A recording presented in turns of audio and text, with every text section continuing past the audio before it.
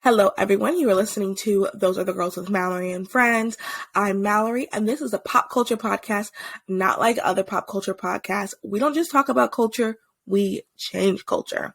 So, good morning. Hello, everybody.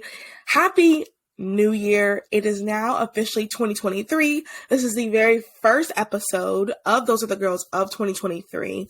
And on Those Are the Girls channel today is the channel, on the page, everything. It is Life Month. This is a month where there's a lot of pro-life marches. The South Carolina pro-life march is January 7th. The North Carolina pro-life march is January 14th. And the DC March for Life, the national one that everybody goes to, is January 20th. So I was like, you know what? How about this month be Life Month? How about this month be a good month where those are the girls, we do episodes that'll prepare you for the march, that'll be good for you to have conversations with your friends, that'll just be life-centered. So that's what this is. This month we're going to be doing a lot of life-centered episodes. We're going to be talking with different people who have different, who have done different things throughout in the pro-life movement as well. So it's going to be a good month. I'm really excited for you guys to listen to it. As the first episode of 2023, I did want to hop on it. I wanted to talk a little bit about the life issue. I kind of wanted to lay a foundation as we get more people to come on the show, and they're going to be talking about different aspects of it and different perspectives. I kind of wanted to lay a foundation, and I kind of wanted you guys to hear from me, the person who will be interviewing everyone. So the first thing I want to say is happy first year without Ro. A lot of people posted that on January 1st, and it just really made me sit back and think, wow, this is my entire life. You know, I was born way after 1973. My entire life we've had the barbaric law of Roe, the case where, abortion could happen up until 9 months. People didn't realize that with Roe and Doe, it allowed abortion to happen up to 9 months for any reason. In some states it is continually like that, which is why in 2023, that's what we're all going to be focusing on our states and how we're going to get abortion to be completely abolished in our states and our towns. But we'll talk a little bit more about that in a little bit later. Anyway, so it's just crazy to think that all of the hard work, I think about, generations that came before us, of all of the women and men who stood up, who worked hard, who were on the sidewalks, who started pregnancy resource centers, who have been working tirelessly in communities, who've been doing a lot of things behind the scenes that we don't even see. I went to a conference back in, I think it was November or October of last year. It was truly life-changing. I met so many people that I had never heard of, but when they told some of the things, like how God has worked through them in the movement, I was like, oh my, you guys are amazing. Why don't you have this huge platform? And there are people who don't want to have a huge platform, or people who don't know how to do that. Some of them were a little bit older. If you're listening, love you. But I'm being like, why don't they have this huge, big platform? And sometimes they just need to be elevated. So hopefully I'll be having more of those people on throughout the year, not just this month, but throughout the year to elevate these voices. But like I was saying, though, there's so many people who have done amazing things behind the scenes, have saved lives, not just, 1 or 2 lives, have saved maybe even hundreds of lives through the work that they have been doing over the years. And just to see that, just to see such a success and watching how we were able to do it. That day was just so exciting. I really wish I was at the Supreme Court that day. I wasn't, but that's okay. And honestly, I got some listeners that day because I knew it was going to happen, and I was prepared. I wanted everyone who is going to be looking up this topic, I wanted you guys to have a resource. I wanted you guys to have something to think about. So got a lot of listeners that day because I already had some things prepared about what to do next. Because I also, I'll get to that, another aspect of that in a second. Anyway, so before I fully get into this topic, I want to talk about the Marches for Life. So Marches for Life are really just you attend kind of like a rally to get you hyped up, talk about, I'll talk about states specifically, talk about what's happened in the state that year and moving forward, how that's going to move. What is your state going to do moving forward? And what do they need you, a regular citizen, what do they need you to do? That's really how marches start. They start with a rally, and then you walk around. It's typically, if it's a state march, it'll be in your state capital. If it's a national march, it's in DC, which is the nation's capital. But you're marching. And really what these marches are for are to, I guess you can say, activate. That sounds so like political or so activisty, to activate the base. No, they're really just to activate, to get you like excited about moving forward in the coming year. I like that they're in January to start off the year right, because that's how I pretty much started as well. Like, I went to the DC March for Life, and so before then I was sharing things on Instagram, or on Facebook, which, you know, no shade if that's all that you do, but that's what I was doing at first. And then after the March for Life, I really wanted to get more involved. I wanted to do more, and then from there it just kind of grew and grew and grew. It's just making me smile thinking about it, because that was just such an amazing, the first March for Life in DC was just such an amazing experience for me. Anyway, so that's what it is. It's just to get you excited, to get you to want to plug in. And you walk around your capital. That's one of the things. And another thing that I think is very important is, for example, in the state of North Carolina, right now, we still have abortion up to 20 weeks. I think if you live in North Carolina, it is very imperative for you to attend the North Carolina March for Life. If you have questions, or if you, need a ride, I don't know, anything like that, please reach out to me if you're listening and you live in North Carolina.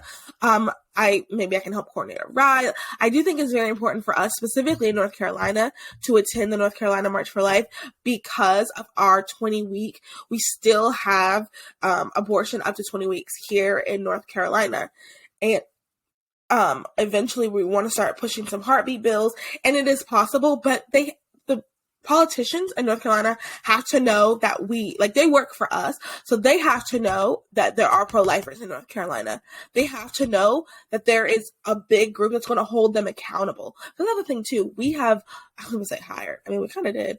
We elected politicians on their stance of being pro-life.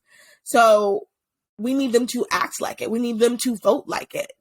And if a March for Life is just a perfect place for, you know, them to be like, okay, well, all of these people here are for life. All of these people here want this pro-life bill passed. They want this heartbeat bill passed. They want X, Y, and Z passed. Okay, I guess we should do it. That is what these marches are for. That is one of the benefits of the march. So is specifically, you know, if you live in North Carolina, I think it's very important for you to attend. If you live in California, I think it's very important for you to attend. California and New York as well. Let me tell you why. It's not California and New York. People think that they're just lost causes. And I'm not going to lie. Sometimes I have participated in that rhetoric, but as someone who lives in a city that people have claimed a lost cause, I now understand how, I guess, maybe not offensive is not the right word, but I now understand like how you're like, no, this is not, I'm here. And because I'm here, there could be more people out there. They just have to know. So if you live in if you live in New York and California, I think you should attend your Marches for Life. One of the biggest reasons is because there may be people who agree with you, but that don't even know that this exists, who aren't very vocal. And I think the March for Life is like a great spark to get people vocal and get people excited. I'm sorry. Get people to want to participate, to want to not just be marchers every year, not just be someone who shares something on Facebook, not just be someone who, talks about it amongst others who completely agree with them. I think the March for Life is a great spark, a great start for people who want to actually get even more involved, because you're going to meet people from all over your state and the state ones all over the country and your other ones, and you're going to hear these stories and you're going to be encouraged. This is the thing too, like we really have to work on storytelling as this side, as pro-lifers as the right, as the Christian, right? As Christians, we have to work on our storytelling because, and that will be a good segue to my next thing, because unfortunately, the pro-aborts, the left, have owned the narrative. They have been able to do a good job at, they've been able to do a good job at kind of essentially telling us, like, telling everybody what has happened, and you know, they've done a good job at, like, fear mongering. I guess that's really what I want to say. They've done a really good job at fear mongering. And because they've done that good job at fear mongering, they've owned the narrative. And people who don't know, and I'm not saying this in like a, oh, they're so dumb and stupid, because I know a lot of people do think that, but I'm going to say that's not me. I don't think people are dumb and stupid. I think people just don't know. You don't know what you don't know. So there's people who just don't know, and they're going to be voting in a certain way. They're going to be making decisions in a certain way. And it's up to us, because we can't leave it to other people. It's up to us to be the ones who are going to be explaining it, who are going to be, we have to get back, taking back the narrative. And that is a segue for me to talk about the infamous Donald Trump truth, not a tweet, a truth, from his Truth Social. I saw someone shared it, and I was like, no, I'm sure he didn't really say that. So I have a Truth Social. So I went on Truth Social just to check, and he did say it, and I screenshotted it, and I'm going to read it really quick. And then I just want to talk a little bit about it. And then,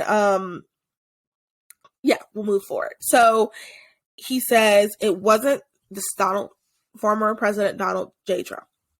It wasn't my fault that Republicans didn't live to expectations in the midterms. I was 233 to 20. It was the quote-unquote abortion issue, poorly handled by many Republicans, especially those who firmly insisted on no exceptions. Even in the case of rape, incest, or life of the mother, they lost large numbers of voters.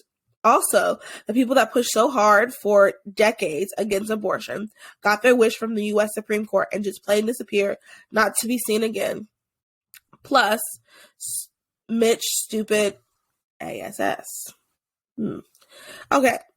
Not going to comment on the Mitch part. Don't really care about that aspect right now for this purpose. I want to talk a little bit about what he said.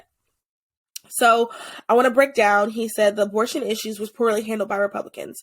And at first I was like, oh, how insulting. And then I thought, and, after reading some other discourse and just really thinking about the tweet, I was like, you know what? You can say it was poorly handled. Because like I mentioned earlier, people just let the left run with the idea. I know in North Carolina, every Democrat ad talked about abortion. Every Republican ad talked about crime. And I understand what they were doing. They didn't want to bring attention to the abortion issue. But because they didn't bring attention to the abortion issue, the left was able to grab hold of it and make it however they wanted to do. To straight up tell lies. A lot of it was lies. And some of it was uncomfortable truths. There are uncomfortable situations. For example, if someone is already poor and they have 6 kids and they find out that they're pregnant, that's an uncomfortable situation.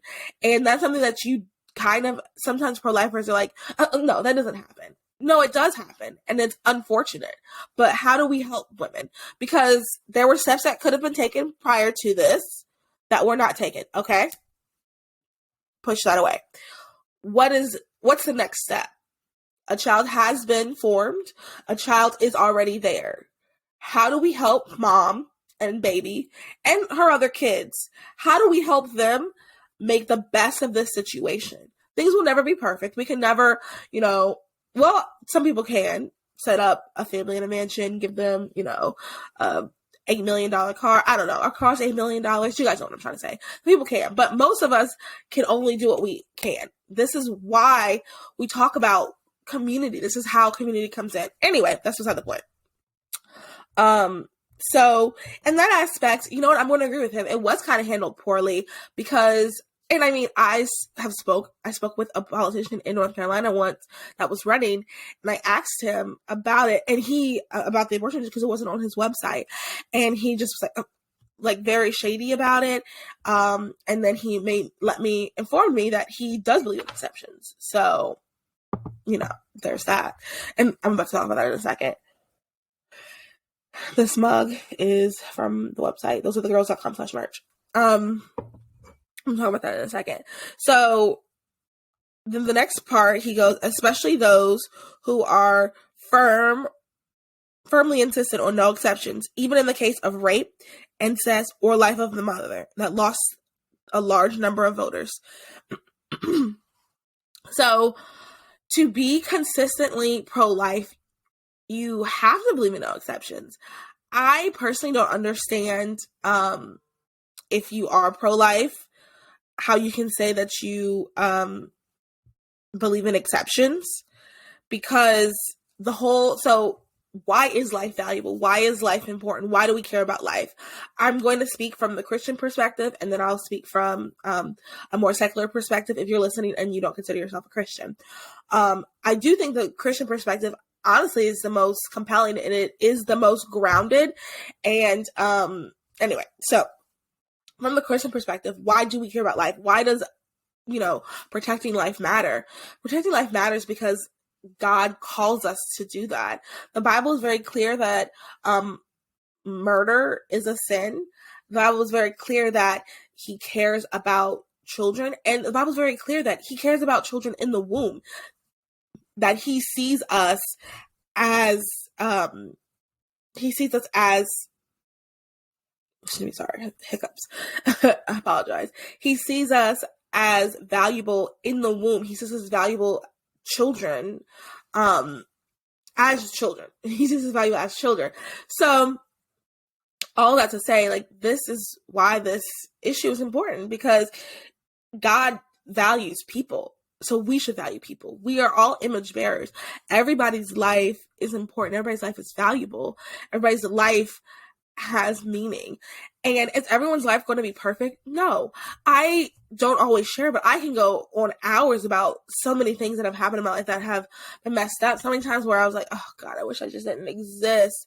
So many times, but that doesn't take away from the fact that, like, I am here for a reason. Life can be hard, can be difficult, but that doesn't take away from the fact of the good things that can happen in it. And also, too, when we're working together, we can help ease people's burdens. I will say I'll say in my personal life, there's some times where life has gotten really hard. And you know what's really helped? My friends. My friends don't even know that, like, on my way to their house for, like, a game night or whatever, I cried the entire time. Because when we come together as community, as God has ordained us, God wants us to be together as community. God wants us to come together and help each other. When we come together to help each other, it can ease the burden of some of these issues, poverty. Poverty is a huge reason why some people want to have abortion. Rape. That is an awful, traumatic, absolutely terrible thing to happen to someone. If they have the resources, they have the resources such as therapy, counseling, things like that. If they can have someone that can help them throughout the entire process, it makes it so much easier it makes it not as difficult to go through that situation. It's going to be difficult. There are certain situations that no matter what are going to be difficult. And I think sometimes pro-lifers, we kind of want to act like, no, everything's going to be fine. And sometimes everything's not going to be fine. I think that's a lesson I learned in 2022. Sometimes everything is not going to be fine, but you still keep going. Sometimes, you're going to trip, you're going to fall, but you have to get back up and keep going. But the getting back up is so much easier when someone is helping you. And that is what we can do. We can reach out our hand to help them stand up. Anyway, so, firmly with no exceptions in the case of rape and incest. So a reminder, less than 1% of cases where abortion is considered is because of rape and incest. I want to say these are two terrible, awful things. I want to make that clear. They're terrible. They're awful. I'm so sorry for anyone who's experienced it. They're terrible. But I want to say you cannot punish the child for the sins of the father. And I want to say that that child still, no matter how they're conceived, is still valuable and precious. no matter how they're conceived. I think that, I think sometimes we get really caught up in what the perpetrator did. That's not even a father. Like, I think I said father. I did not mean to say that. That's the perpetrator. I don't want to say father because I wouldn't. Anyway, we get really caught up in what the perpetrator did, and we're not thinking of the woman, because also too, an abortion is very traumatic. Abortions are not. I use this analogy all the time. It's not like a fun little root canal. You go in and, oh, okay, and then you go home and you have your nice Italian dinner. If you get that reference, you've listened to tons of episodes. You get where that reference is from. But the point is, like, it's not this like sweet little thing that you do sometimes, and it's a very traumatic event. So adding an abortion on top of the trauma from the rape, it's a lot. It could be too much for some women. So the answer to that is not killing an innocent child. The child has absolutely done nothing. Child has done absolutely nothing. The perpetrator has done something, has not ruined someone's life, because someone's life is not over. They have hurt someone terribly. Hurt two people, really, because the child is still going to, once again, it goes back to the reality that, like, sometimes things are not always perfect, but you keep going. So it's the child, I'm sure, is going to have issues as well. But that's where once again, someone's fallen down, reach out our hand to help them up. Once again, to wrap this part in a sweet bow, someone's life is not more valuable or less valuable because of how they're conceived. To say that someone who was conceived through rape or incest should be murdered, because that is what abortion is, I'll get to that in a second, should be murdered, for someone to say that means that that person is saying that this person is less valuable, that their life does not matter as equally as the other person's. Okay. So the last one, last example, he says, life of the mother. There is never an instance where there is an issue with a child in the womb and the child has to be murdered. The child can be removed. The child can be helped out. The child could be birthed, for lack of a better terminology. And you're still saving the mother. There's never a time that the child has to be murdered. That is a lie. That is a misconception. That is just not true. That you have to murder a child to save a mother's life all the time. I also want to talk really quick about ectopic pregnancies. If you listen to, I believe, episode 120 something, Melanie goes over what an ectopic pregnancy is. I'll try to link it. She goes over, and there's also a YouTube. I'll link the YouTube because I just clipped that whole section where she talks about ectopic pregnancy. I clipped it, so I'll link that in the show notes and in the description and everything. That is like, ectopic pregnancies are not abortions. The ectopic pregnancy is when a child is started developing in the fallopian tubes, and the child must be removed.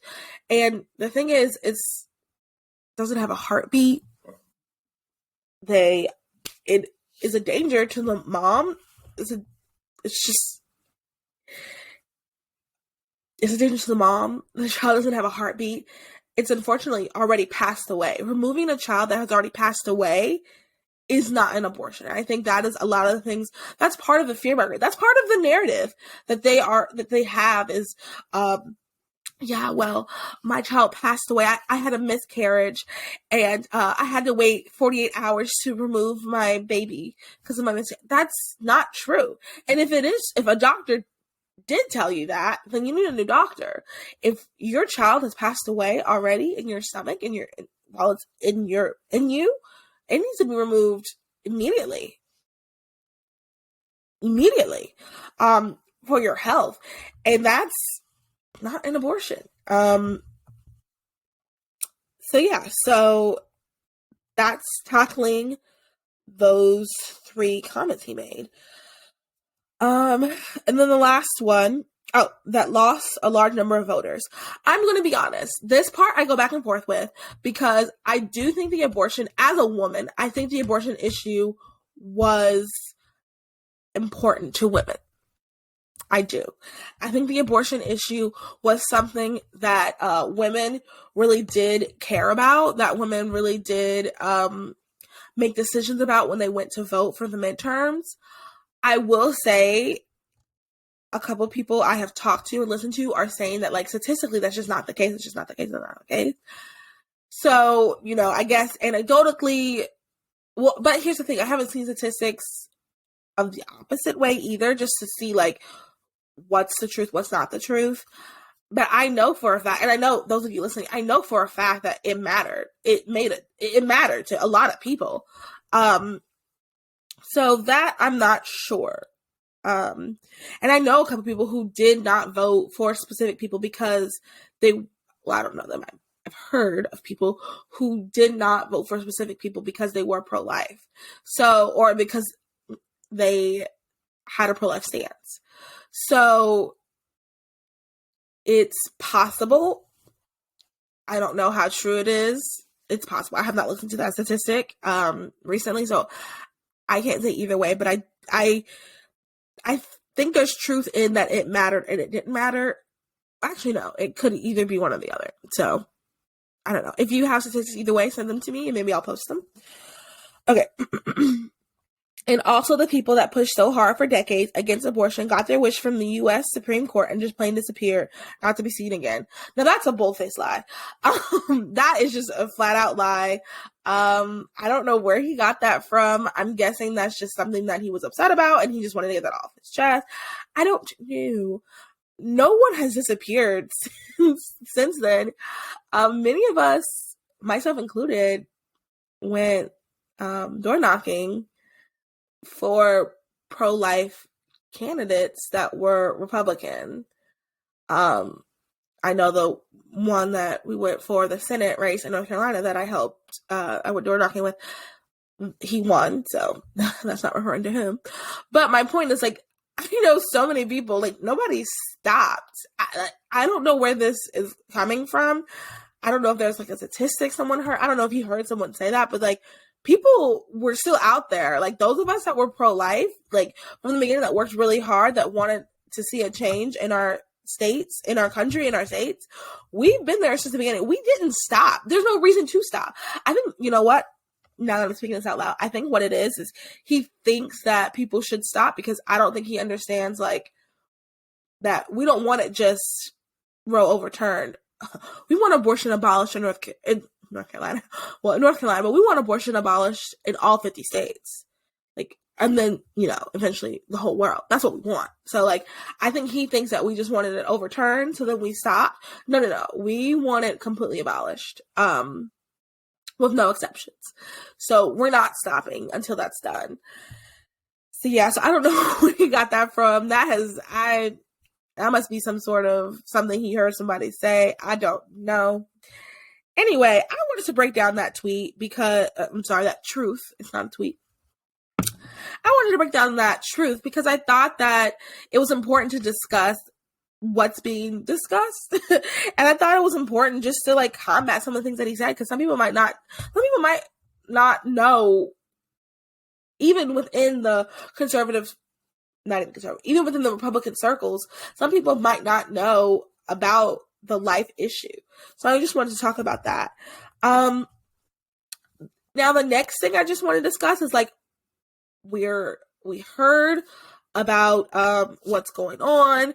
We have discussed in previous episodes about what abortion actually is, and I'll link some other episodes that we had that I think are just really good resources to share with your friends. I think it's really good for discussion purposes. I think this will be a good episode for discussion purposes as well.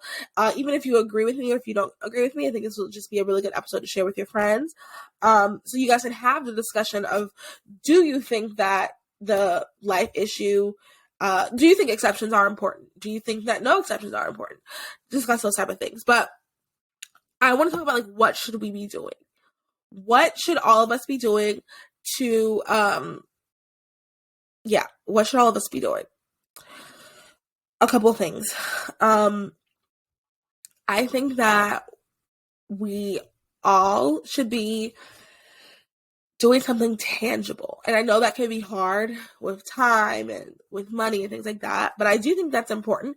If you're going to say that you're pro-life, you're going to say this issue is important to you, I think that if you can, you should be doing something tangible. What does that mean? I think the first and best thing you can do right now is be very involved in your pregnancy resource center, or be at least slightly involved. At least know where it is. At the very least, know where it is and try to volunteer. If you cannot donate, if you cannot strike that with your finances, like I mentioned before, I just recently have been able to do that. I have just recently been able to donate to my local pregnancy resource center. But if you are unable to do that, see if you can donate your time. See if there's a time once a month that you and a group of friends can go and organize a closet. See if you can do donate to their Amazon wish list. Not even Amazon, just bring diapers. They're always going to need diapers. They're always going to need volunteers. They're always going to need money. They're always going to need things. Pregnancy resource centers are run by volunteers and people who just truly care, and they don't get money from the government. Most of them don't get money from the government. I do know that in some states they are working on grants, which is great. That's how it should be. But most of them don't get money from the government. So, yeah. Anyway, you should be doing something involved. Sidewalk advocacy is something that is part of my goals for 2023, is to be more on the sidewalk and to be more involved in that. I've done that a handful of times with different organizations all last year, but this year I want to be consistent, and like in my head I have some plans on like some ways to like truly make a difference. If you're listening and you are a minority, my friend told me this and I've not forgotten it, and I have seen it. I have seen what happens if you race. We all know race does not matter, but sometimes it kind of does, because people feel as if you, in an instance like this, that they want to see someone that looks like them. And if you are a minority, you will 9 times out of 10 make a difference. I will say this. I'll show you this story. One time I was on the sidewalk with some friends, and this gentleman was driving by, ignored everybody. Black. I'm going to try to be PC. Black. Driving by. And I was like, hi, hey. Roll your window down for a second. And I was like, I just want to give you this information, blah, blah, blah. And he took it. And it wasn't, he ignored everyone else. Like, he passed people to get to me. So, like, the reality is, you see a face that looks similar to yours, you are probably you feel as if you have some sort of kinship to them. So, if you are a minority, I think you should try to get involved. It can be very intimidating. I think initially, the only ones I knew about before the movie Unplanned, with Abby Johnson, about Abby Johnson's life, the only ones I knew about were the ones that were yelling and screaming at you, because when I was younger, those are the only ones I ever saw. I never saw the people who were like trying to be kind and empathetic and like, come on, sister, like, we can help you. All I saw were the ones that were yelling and saying mean things, and that's all I thought there were. So I went from that. So Unplanned, and I was like, there's 2 types. I didn't know that. And then I started getting more involved in the pro-life movement, and then I made friends that were sidewalk advocates, and they talked to me about it. They were very kind about it. They weren't like, you idiot, you didn't know this. They were just like, oh yeah, da, da, da, da.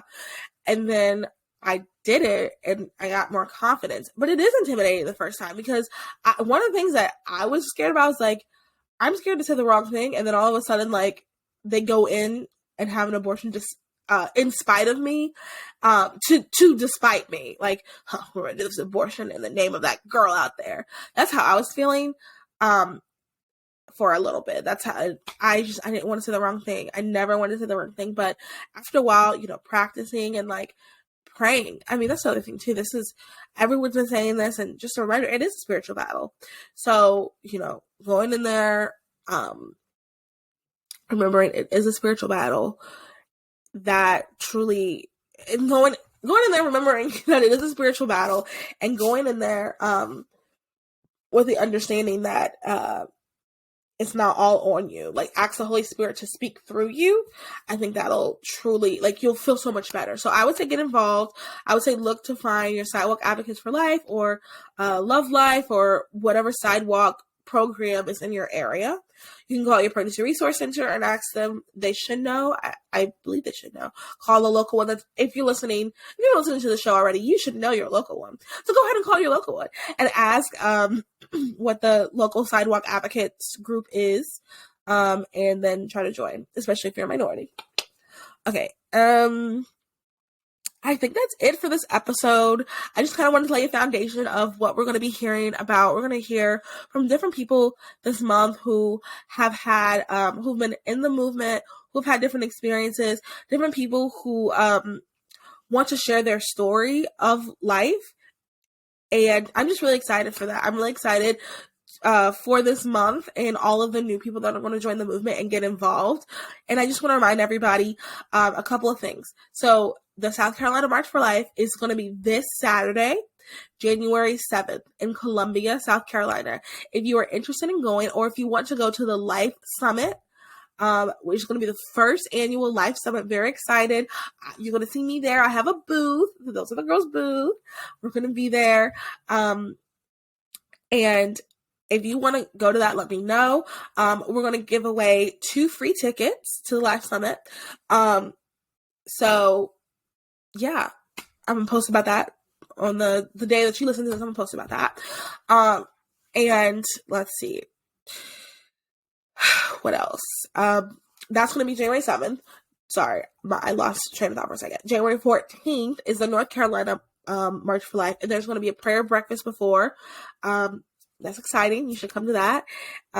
And then March, that's going to be in Raleigh, North Carolina. And then the March is right after that. And then January 20th, which is the Friday, is the DC March for Life. Also, January 18th and 19th is the Stand for Life Summit that I believe I will be in attendance at as well. I will keep you guys updated, posting on all of that. But January 20th is the DC March for Life. So if you're going to any of these things and you don't want to go by yourself, please reach out. I would love to connect with you somehow. Also, too, if you're looking for something, it's going to be cold. All 3 weekends are supposed to be cold. If you're looking for something to wear, the Anti-Abortion Social Club sweatshirt is perfect. It's so warm. Ask anybody that has one. It's so warm. You can wear your t-shirt under there and then wear your social club sweatshirt. And if you do, take a picture and tag us, please. I would love to see you guys in your sweatshirts. Also, too, we have pro-life, pro-woman hats. It's going to be cold. You want to cover your ears. These hats will be perfect. And we also have other pro-life merch on the website as well, if you are looking for something to wear for the march. But I think these sweatshirts are going to be, they're so comfy, you guys. Like, you're going to want something warm for these marches. And they're available currently on thoseothergirls.com/merch. The Anti-Abortion Social Club sweatshirts, they're our biggest seller. Like, you guys, seriously, get it. You're not going to want to miss, especially in DC. You really are not going to want to miss out on wearing these sweatshirts. I'm trying to think anything else. I think that's it. I'm excited for this month. I'm excited to see you guys hopefully at some of the marches and to meet some of you if you are going to be at the South Carolina Life Summit. I'm excited to see you. Just excited. Let's take a picture. We'll have cool things at the table and everything. But yeah. Okay, you guys, have a good rest of your day. Make sure you share this episode with your friends. Like I said, I think this is a great discussion episode. Do you think we need exceptions? That's going to be the question for the Spotify. Should we have exceptions for abortion? Let me know. I'm going to tell you we shouldn't. because we shouldn't. But if you think we should, let's discuss it. Discuss it with me, discuss it with your friends, and then, yeah, let's discuss it. If you like this episode, please share. Also, if you are listening on Spotify, please give us a follow and a rate. If you're listening on Apple Podcasts, please rate and review. If you are listening on YouTube, please leave a comment and make sure you subscribe. If you are listening anywhere else, please interact however else they ask you to interact. And also too, like, if you want to leave a review of the Facebook page, that would be fabulous as well. I think that's it.